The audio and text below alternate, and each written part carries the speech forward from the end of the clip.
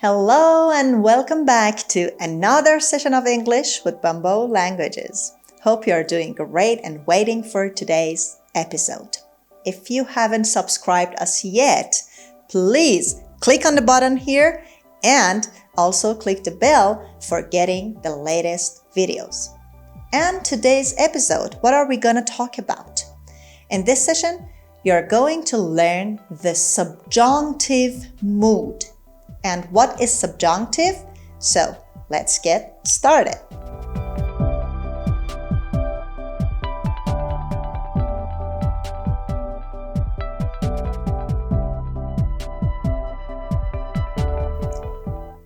در این جلسه میخوایم با subjunctive mood آشنا بشیم و اما چرا subjunctive mood؟ verb نه، فرم نه. به خاطر اینکه این یک وجه یا حالتی از فعل هست. By subjunctive mood we mean a form of a verb form. خب وقتی mood به کار میبریم در کنار عبارتی منظورمون شکل فعلی هست. And in English we have three moods.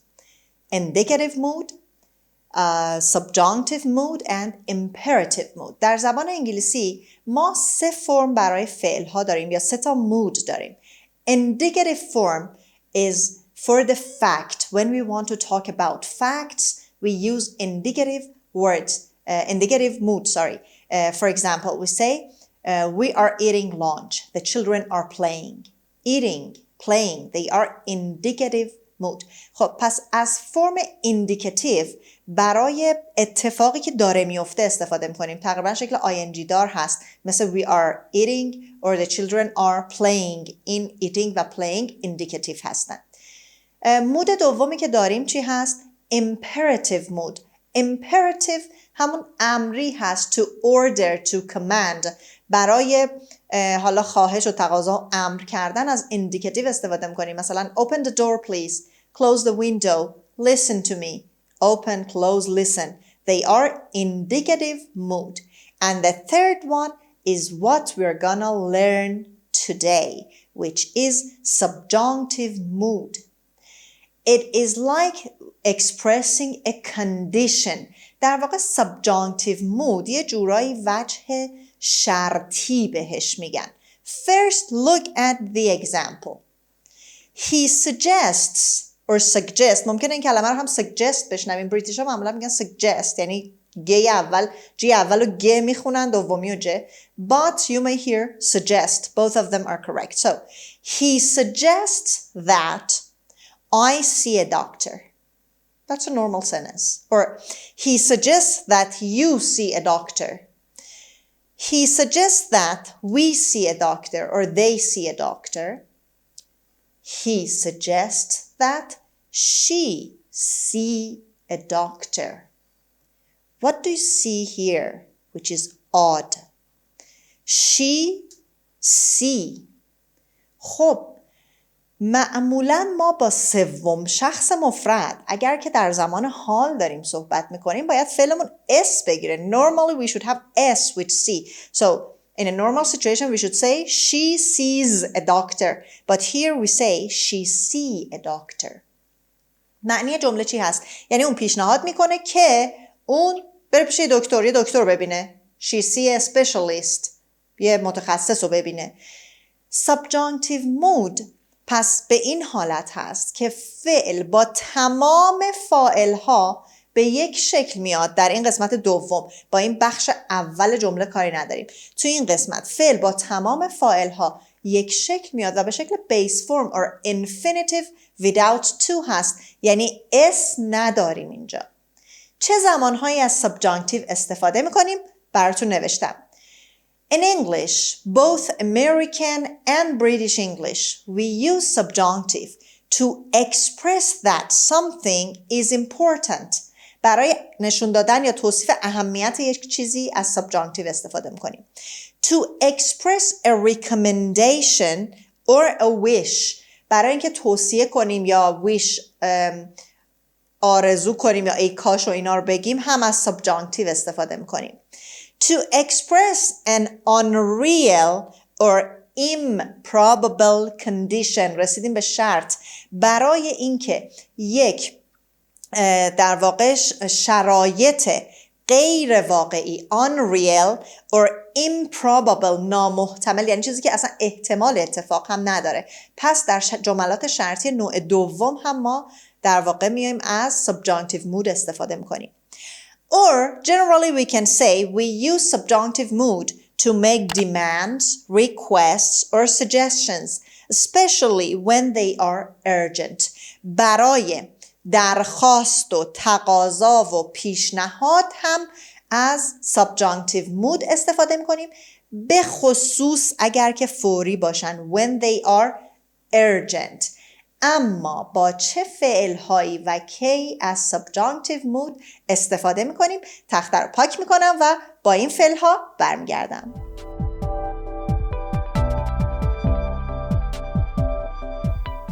Verbs that take the subjunctive. خب با یک سری از فعلها ما میتونیم subjunctive رو به کار ببریم. البته شاید اینها تمام اون فعلها نباشه، سعی کردم براتون بیشترینش رو بنویسم. advise یعنی توصیه کردن و دقت کنید advice با C هست به معنی پیشنهاد و توصیه، این با S هست و Z میخونیمش advise. ask به معنی درخواست کردن، اینجا پرسیدن، سوال پرسیدن نیست. ask someone do something یعنی تقاضا کردن یا خواستن. command به معنی دستور دادن، فرمان دادن. decree به معنی باز امر کردن و فرمان دادن هست. demand باز هم به معنی خواستن و خواهش و تقاضا هست. insist به معنی اصرار کردن. order اینجا باز به معنی دستور دادن رو کار داریم، نه سفارش رستوران. order دستور دادن. prefer ترجیح دادن. propose یک معنیش خواستگاری کردن و ارائه دادن هست، اینجا باز به معنی پیشنهاد دادن و توصیه کردن هست. recommend بازم پیشنهاد کردن. request خواهش کردن، تقاضا کردن. require هم یعنی لازم بودن و باز هم یعنی خواستن و تقاضا کردن. stipulate یعنی مشروط کردن، مشروط به چیزی کردن، مقید کردن به چیزی. suggest باز به معنای پیشنهاد کردن و urge به معنی با اصرار چیزی رو خواستن. خب میبینید که یک جورایی تمام این فعلها یا مفهوم توصیه و پیشنهاد داره یا معنی درخواست و تقاضا demand و require داره. به این سه تا مثال توجه کنید ببینید به چه صورت به کار رفته. John has advised that Alex go to movies. John has advised that Alex go to movies. خب یعنی جان توصیه کرد که الکس بره سینما. go Alex here ولی فعلمون go اومده، بیس فرم ساده اومده. Robert insisted that I work on my paper. یعنی رابرت اصرار کرد که من روی مقالم کار کنم. paper اینجا معنی مقاله داره نه کاغذ. I work on my paper. باز هم میبینید که فعل ساده اومد و insisted اینجا گذشته بود. تو جمله قبل has advised present perfect بود، اما در قسمت دوم فعل ما به شکل subjunctive به کار رفت که همون بیس فرم بود. مثال سوم I recommend that he see a specialist، یا میتونستم گذشته هم بگم I recommended that he see a specialist، یعنی من توصیه میکنم که او یک متخصص رو ببینه. خب پس میبینید که فعلهایی که باهاشون subjunctive میتونه به کار بره میتونن زمان مختلف داشته باشن. They can be present or past but the subjunctive stays the same and it is here base form. خب یه سری عبارت هم داریم که باهاشون subjunctive به کار میره. این تخته رو پاک میکنم، با اون عبارت ها برمیگردم.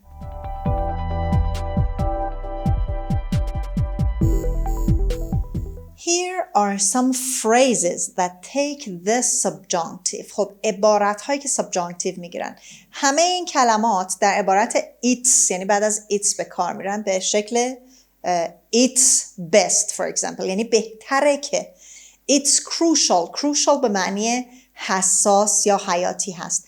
It's desirable مطلوبه. It's essential ضروریه.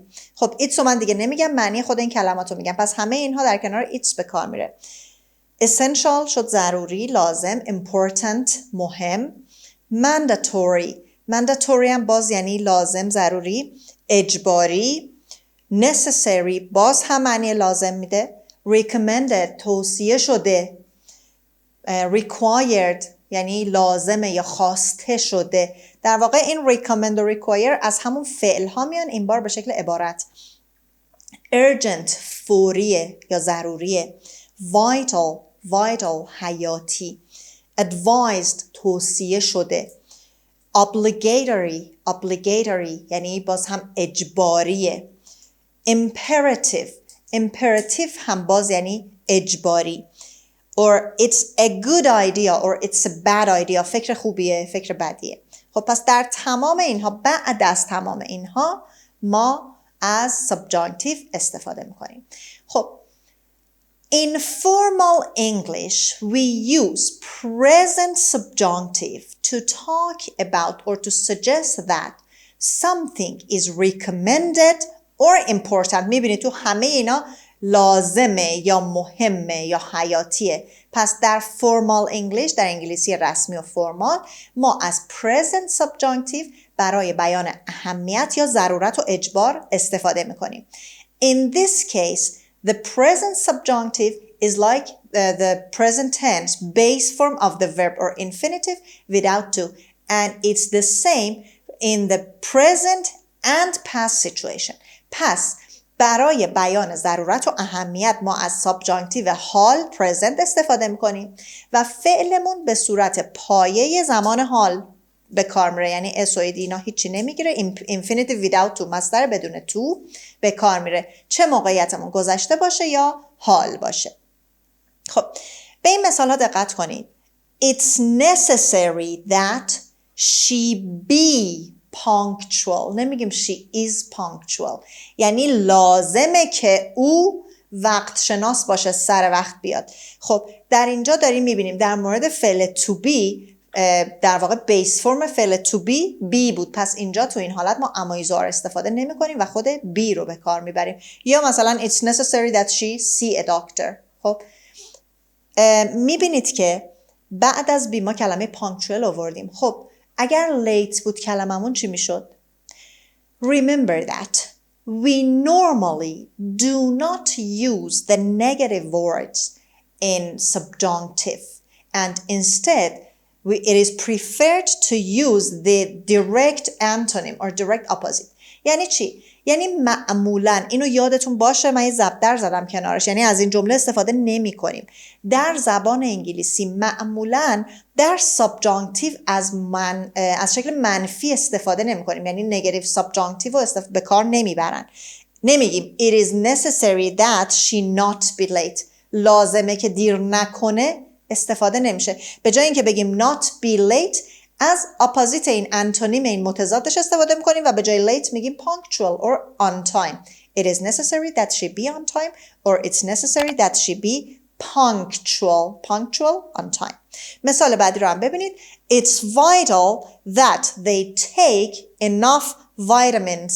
It's vital یعنی حیاتیه که آنها مقدار کافی ویتامین بگیرن، بخورن. خب این هم از عبارت ها. پس present subjunctive رو فهمیدیم چجوری استفاده میشه. بریم سراغ alternative ها، یعنی جایگزین هاش.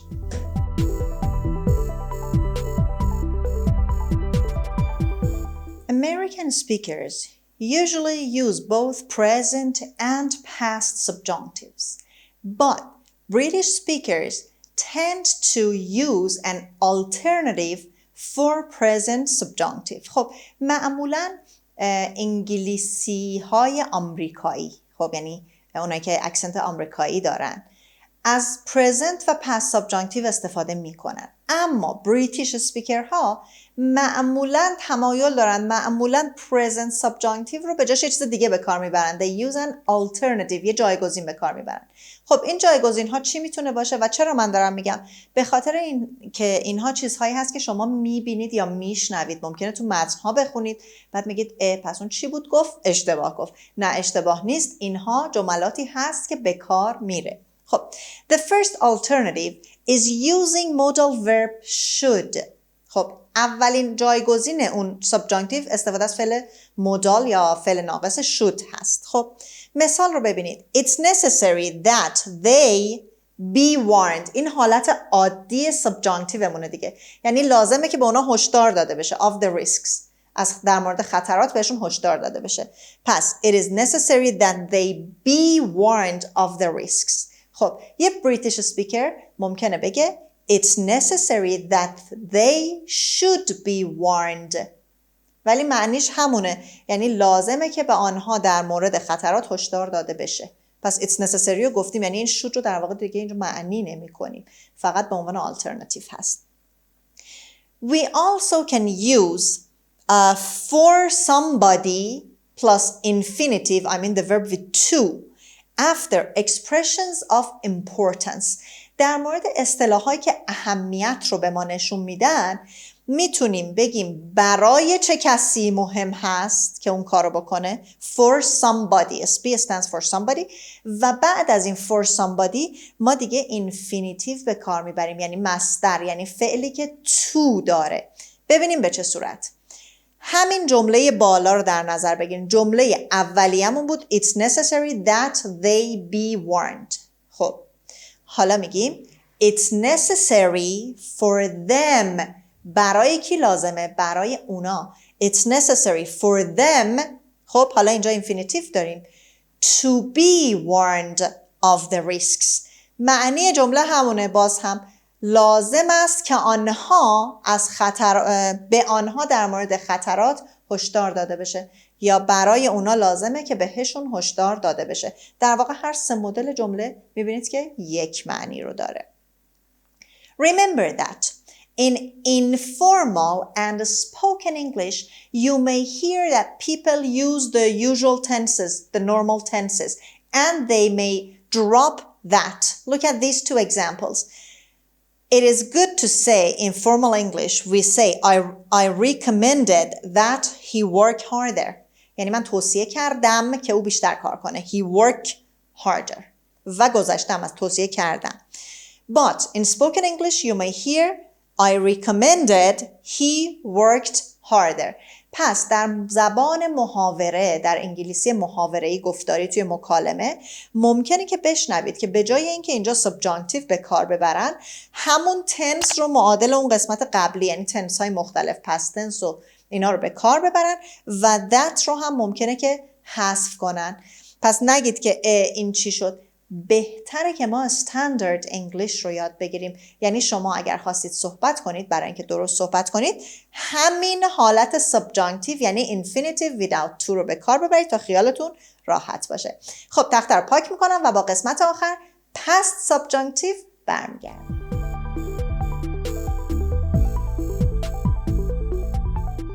We use past subjunctive in the if clause of the second conditional sentences.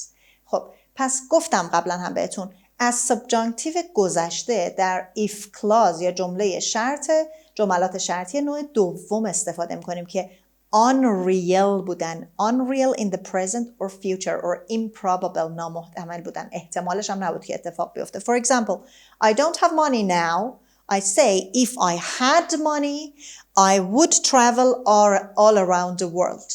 اگه پول داشتم دور دنیا سفر میکردم. But I don't have, so it's unreal. Or I'm not young. I say if I were younger, I would learn how to play the piano. اگه کوچیک‌تر بودم، اگه جوان‌تر بودم، یاد میگرفتم که چطور پیانو بزنم. But I'm not that young. خب میبینید که the past subjunctive is used for unreal or improbable situations in the past, and the form of it is like simple past tense. The important thing is that for the verb be, we use were instead of was.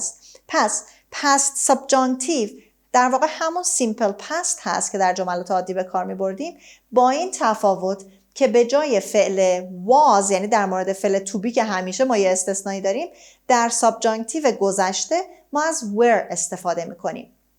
یه سری عبارت دیگه هم داریم که توشون subjunctive گذشته or past subjunctive به کار میره. It's time، وقتشه.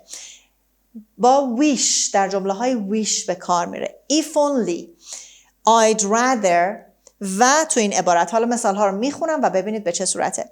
It's time people voted for the country. یعنی وقتشه که مردم رأی میدادن ولی they didn't do this. وقتشه که بدن خب ولی رأی ندادن. پس it's unreal. میبینید که فعل این طرف past اومده. She wishes she were taller. خب in a normal sentence we should say she was taller. تو جمله معمولی میگفتیم she was. برای she و he و it از was استفاده میکردیم. اما در subjunctive میگیم she wishes she were taller. او آرزو میکرد که بلندقدر بود. But she's not. She's short. If only I had a faster car. اگه فقط من یه ماشین سریعتر داشتم. مثلا یه ماشین ازتون سبقت میگیره میپیچه جلوتون.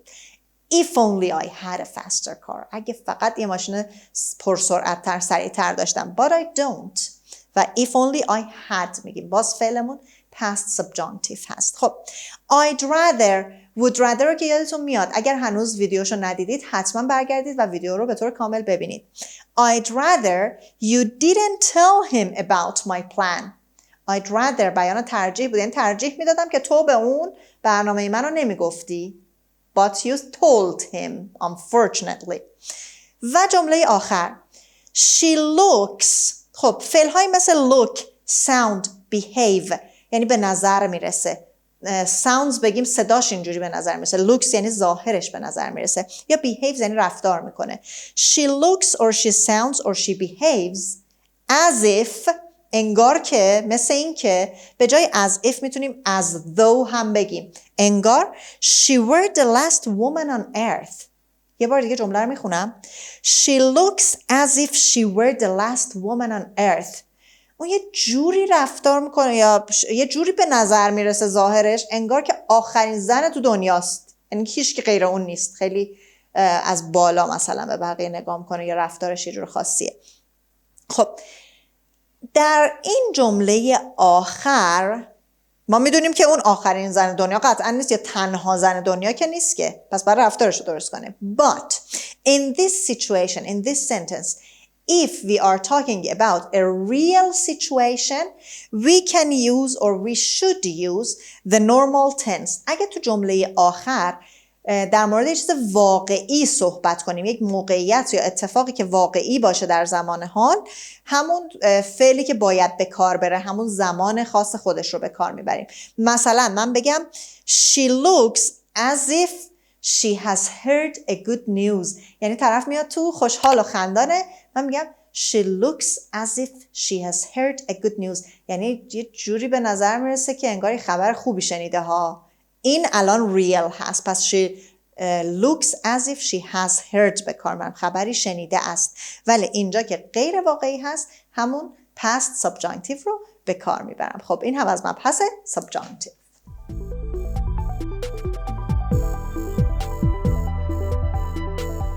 خب در آخرین بخش درس گفتم که پس برای subjunctive گذشته ما فعل to be رو به شکل were به کار میبریم. یادتون باشه که در spoken English همیشه دچار شگفتی میشیم. تو spoken English توی صحبت یا محاوره میشنوید که was هم به کار بره. پس فکر نکنید که ما اینجا اشتباه گفتیم، ولی شما سعی کنید اونی که درست تر هست رو صحبت کنید. امیدوارم که اشکالتون در این مبحث هم رفع شده باشه یا اگه تا حالا نشنیده بودید کاملا با این مبحث آشنا شده باشید. تا برنامه آینده, take good care of you and goodbye.